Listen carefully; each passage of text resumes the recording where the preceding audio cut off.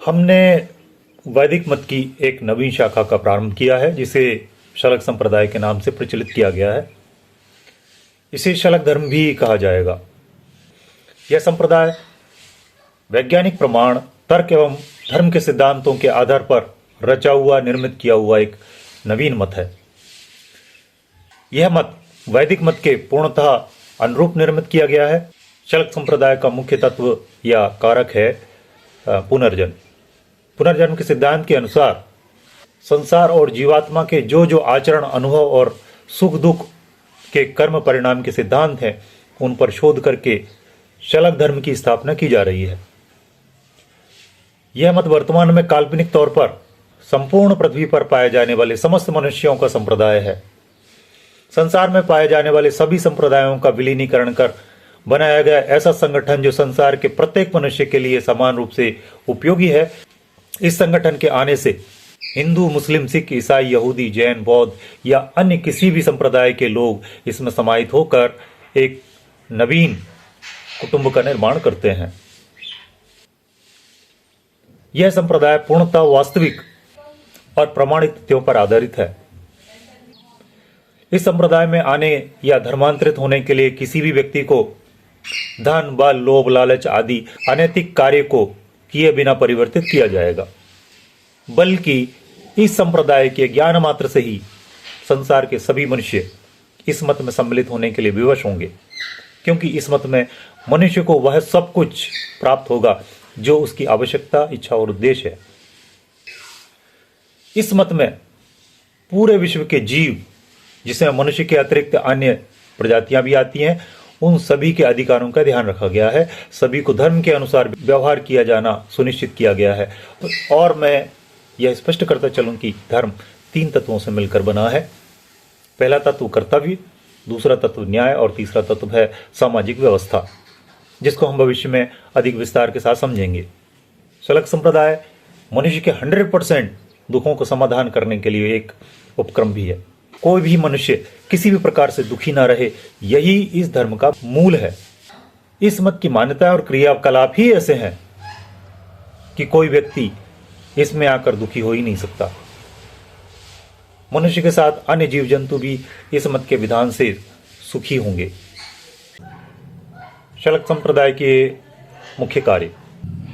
Number 1, शलक संप्रदाय मुख्य रूप से पुनर्जन्म के सिद्धांत पर आधारित है।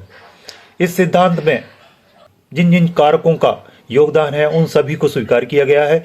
यहाँ ईश्वर, आत्मा, प्रकृति और प्रकृति के गुणधर्म जैसे कि ज्योतिष, तंत्र विद्या, भूत प्रेत आदि, आत्मिक क्रियाकलाप जैसे योग, उपासना आदि, सामाजिक क्रियाकलाप जैसे विवाह, अंत्येष्टि, त्योहार, शाकाहार, आवास, शिक्षा, वृत्ति या रोजगार आदि की मान्यताएं और व्यवस्थाएं हैं।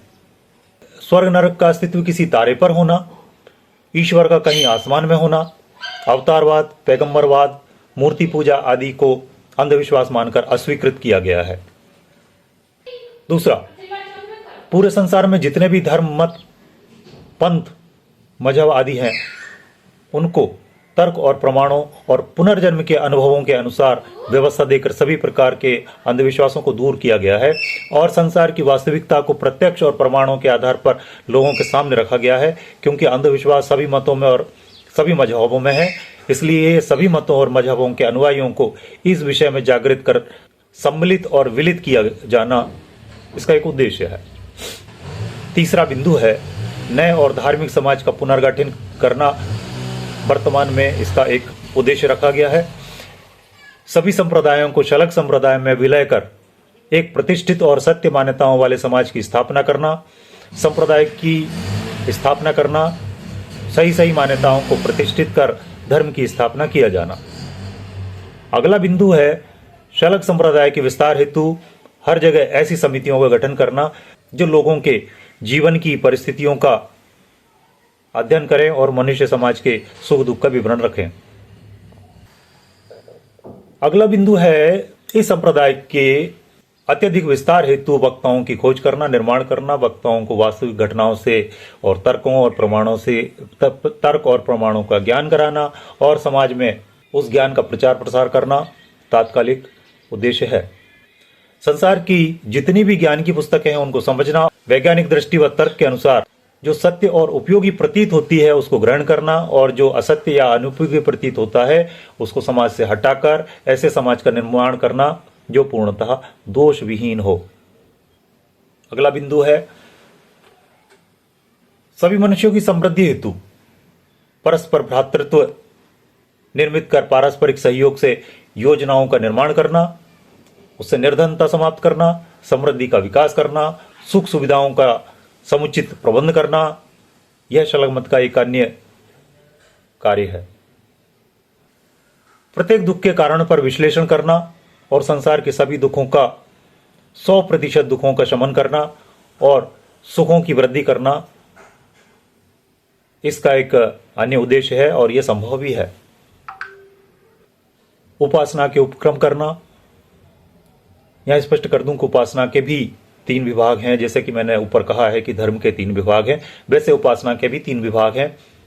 पहले योग विद्या और उसकी साधनाएं, दूसरा तंत्र विद्या और उसकी साधनाएं, तीसरा भक्ति करना।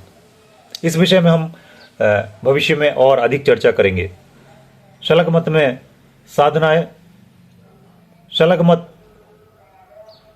में साधनाएं करना, जन्म और मृत्यु के रहस्यों को समझना, मुक्ति के प्रबंधन को खोजना और उनका विस्तार करना, और समाज को उपासना के योग बनाना इस समाज का एक मुख्य कार्य रहेगा। ऐसे समाज का निर्माण करना जहां कोई भी मनुष्य किसी दूसरे मनुष्य के अथवा जीव जंतुओं के अधिकारों का हनन न कर सके, दूसरे मनुष्य और जीव जंतुओं का सहयोग करे, दूसरे जीव जंतुओं और मनुष्यों को सुखी बना सके। ज्ञान, कर्म और उपासना, इनका वास्तविक स्वरूप क्या है उसे खोजबीन कर समाज के सामने प्रस्तुत करना। अगला बिंदु है संसार को सुखी, धार्मिक और ईश्वर का उपासक बनाना। उपरोक्त बिंदुओं के अनुसार अब समाज को हम कैसे कैसे निर्मित करेंगे, उसके लिए हम लोगों ने शलग संप्रदाय में व्यवस्थाएं की हैं। उनमें वैदिक दृष्टि से जो वर्ण व्यवस्था है उसको इस संप्रदाय में किस प्रकार से व्यवस्थित किया गया है, शलग संप्रदाय में वर्ण व्यवस्था किस प्रकार की रहेगी, मैं उसका यहाँ विवरण दे रहा हूँ। इस संप्रदाय में एक वर्ण नहीं है, एक कर्म भी नहीं है, अपितु वर्ण उतने ही हैं जितने कि संसार में अलग अलग प्रकार के कर्म और उसके विभाग हैं, अलग अलग व्यवस्थाएं हैं या अलग अलग व्यवसाय हैं।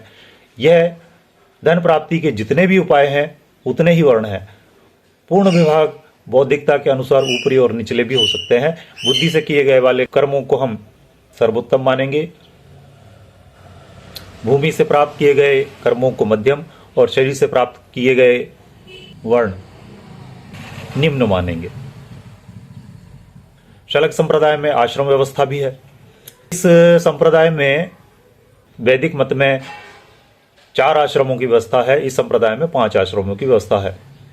पहले ब्रह्मचर्य आश्रम, दूसरा चारण आश्रम, तीसरा गृहस्थ आश्रम, चौथा वानप्रस्थ आश्रम और 5वां संन्यास आश्रम।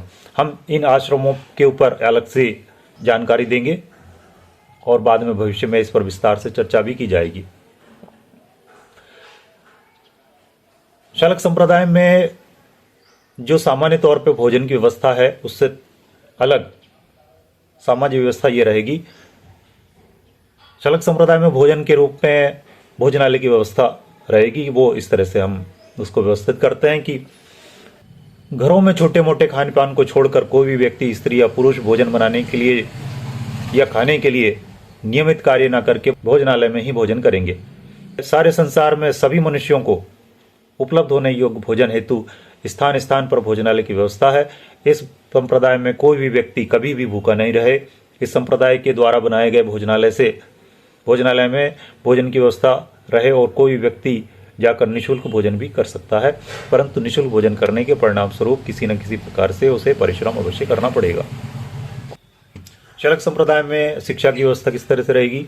शलग संप्रदाय के समस्त छात्र छात्राएं आवासीय गुरुकुलों में ही अध्ययन करेंगे, जिसमें कन्याओं के गुरुकुल भिन्न और बालकों के गुरुकुल भिन्न रहेंगे। शलग संप्रदाय में वृत्ति या रोजगार की व्यवस्था किस प्रकार रहेगी? इस संप्रदाय में किसी भी मनुष्य को उसकी इच्छा और योग्यता के अनुरूप व्यवसाय या कार्यभार अवश्य ही दिया जाएगा। अब इसमें त्योहार की व्यवस्था क्या रहेगी? इस संप्रदाय में त्योहार प्रत्येक पूर्णिमा और अमावस्या पर मनाए जाएंगे। उनके संदर्भ में पर्व ऋतु के अनुसार होंगे। उसके साथ प्रति सप्ताह हाट बाजार भी निश्चित किया जाएगा।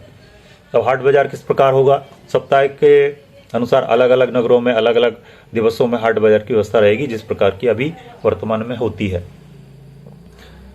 अब इसमें संतान की क्या व्यवस्था रहेगी? इस संप्रदाय में प्रत्येक व्यक्ति संतान उत्पन्न नहीं कर पाएंगे, अपितु उन लोगों को संतान उत्पन्न करने का अधिकार या कर्तव्य होगा जो पूर्ण रूप से स्वस्थ, किसी प्रकार के रोग से पीड़ित ना हो, शारीरिक बनावट सुंदर और सुडौल हो, उत्तम रग रोगन वाले लोग हों और बलशाली हों। इस संप्रदाय में राजनीतिक व्यवस्था किस प्रकार रहेगी? इस संप्रदाय में राजनीति इस प्रकार तय की जाएगी कि किसी भी व्यक्ति के साथ उसकी योग्यता के और वृत्ति, दंड और सुविधाएं प्रदान की जाएं। कोई भी नेता चयनित ना हो, इसके लिए योग्यता और रुचि दोनों परखे जाएं और उन पदों पर प्रतिष्ठित किया जाए। यह कार्य शासकीय सेवा के अनुरूप निर्धारित किया जाए। इसमें प्रतियोगिता ना करके योग्यता के अनुसार नियुक्ति किया जाए। शलक संप्रदाय में विवाह की क्या व्यवस्था रहेगी? योग्यता अनुसार स्त्री पुरुष अपनी इच्छा से विवाह करने के लिए स्वतंत्र होंगे। वे अग्नि को साक्षी मानकर विवाह भी करेंगे। विवाह के पश्चात स्त्री पुरुष अपने माता पिता के साथ रह सकते हैं अथवा अलग अपना जीवन यापन कर सकते हैं। यदि वे संतान उत्पन्न करते हैं तो संतान का गोत्र पुरुष का होगा। विवाह के लिए पिता के 7 पीढ़ियों में और माता की 7 पीढ़ियों में विवाह ना हो, उनके गोत्र में भी विवाह ना हो। जिन स्त्रियों से विवाह करना निषिद्ध हो, उन स्त्रियों के सभी पुरुष केवल चरणों पर दृष्टि रखें और आवश्यकता होने पर चरण स्पर्श भी करें। उनको माता, बहन और पुत्री के रूप में देखें। उस संतान पर माता पिता के अतिरिक्त पूरे समाज का अधिकार रहेगा। संतान का पालन पोषण, शिक्षण, रोजगार, विवाह और समृद्धि आदि सभी उपलब्ध कराना पूरे समाज का उत्तरदायित्व रहेगा। इस संप्रदाय में सुरक्षा की क्या व्यवस्था रहेगी? तो इस संप्रदाय में सभी लोग एक दूसरे के साथ भाईचारे के साथ संलग्न रहेंगे। किसी भी व्यक्ति के कष्ट में स्थानीय व्यक्ति तुरंत सहयोग करें एवं जहां भी शलग मत के अनुयायी रहते हों, वे वहीं से अपना योगदान समाज को देते रहेंगे। इसलिए प्रत्येक व्यक्ति की सुरक्षा करना प्रत्येक व्यक्ति का कर्तव्य रहेगा। ये कुछ मोटे मोटे बिंदु थे जो शलग संप्रदाय में मान्यता प्राप्त है। इसे विस्तार से समझने के लिए मेरी लिखी हुई मूल सिद्धांत नामक पुस्तक का अध्ययन किया जाना आवश्यक रहेगा।